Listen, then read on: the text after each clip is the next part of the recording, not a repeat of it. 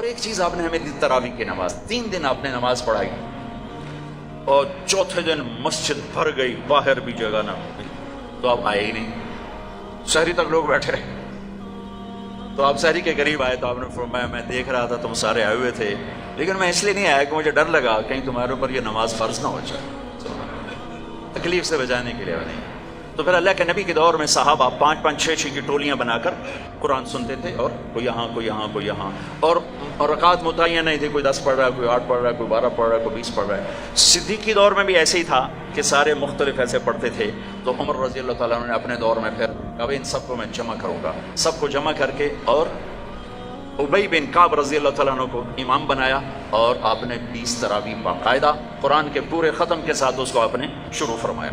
اور ادھر عبداللہ بن صائب رضی اللہ تعالیٰ عنہ کو خواتین کا امام مقرر فرمایا کہ وہ ان کو تراویح پڑھائیں اور اس میں قرآن سنائیں۔ یہ جو حرم شریف میں دعا ہوتی ہے ختم قرآن کی نا، آخری رکعت میں قل اعوذ برب الناس، یہ دعا حضرت عثمان نے شروع کروائی کہ جب قرآن ختم ہو رہا تھا اور آخری 2 رکعت رہ گئیں تو آپ نے حافظ سے کہا جب قرآن ختم کرو تو دعا کرنا۔ انہوں نے کہا جی کیا دعا کروں؟ کہ جو تیرے دل میں آیا کرنا۔ تو یہ حضرت عثمان رضی اللہ تعالیٰ عنہ کی سنت ہے کہ پھر انہوں نے یہ دعا منگوانا شروع فرمائی، اور اس وقت سے اب تک یہ امت کا معمول چلا آ رہا ہے۔ اچھا، یہ جو ہم 2-4 تراویح کے بعد بیٹھتے ہیں اور ایک چھوٹی سی دعا پڑھتے ہیں اور پھر کھڑے ہو جاتے ہیں، یہ ترویح ہوتا ہے تھوڑی دیر آرام کرنا، ترویح تھوڑی دیر آرام کرنے کو کہتے ہیں ترویح، ٹھیک ہے؟ اور اس کی جمع تراویح۔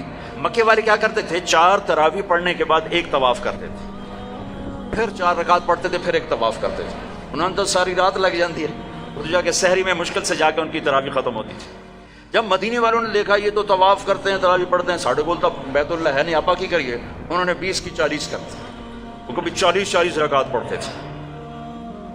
پڑھانے میں کوئی منع کوئی نہیں، چونکہ صلاۃ اللیل مثنی مثنی، تو وہ ان کے مقابلے میں 40 رکعت پڑھتے تھے۔ حافظ عطیہ سالم رحمۃ اللہ علیہ تھے مسجد نبوی کے بہت بڑے عالم اور بڑے، ان کا حلقہ تھا، میں ان کے درس سے بڑا فائدہ اٹھایا، ان کے درس سے میں نے بہت فائدہ اٹھایا۔ میں جب حج پہ جاتا تو لمبا عرصہ ٹھہرنا ہوتا تھا، تو میں ان کے مغرب سے شاہ روزانہ بیٹھتا تھا، اور وہ بندہ علم کا ایک بحر ذخار تھا، اللہ ان کے درجے بولا، میں ملا بھی ہوں۔ تو انہوں نے ایک رسالہ لکھا ہے تراویح پر، کاش اس کا اردو ترجمہ ہوتا تو میں آپ کو کہتا اسے پڑھو۔ تو اللہ نے ہمیں ایک تراویح کی نماز عطا فرمائی، جس کے ہر سجدے پر حدیث میں آتا ہے 1500 نیکی لکھی جاتی ہے۔ ایک سجدہ کتنی؟ اور ہر سجدے پر 1 گھر بنتا ہے۔ کس چیز کا؟ سرخ یاقوت۔ کتنا بڑا ہوتا ہے؟ 60,000 سونے چاندی کے دروازے ہوتے ہیں۔ ہر سجدے پر کیا ملتا ہے؟ 1 درخت جس کے نیچے 100 سال عربی گھوڑا دوڑ سکتا ہے۔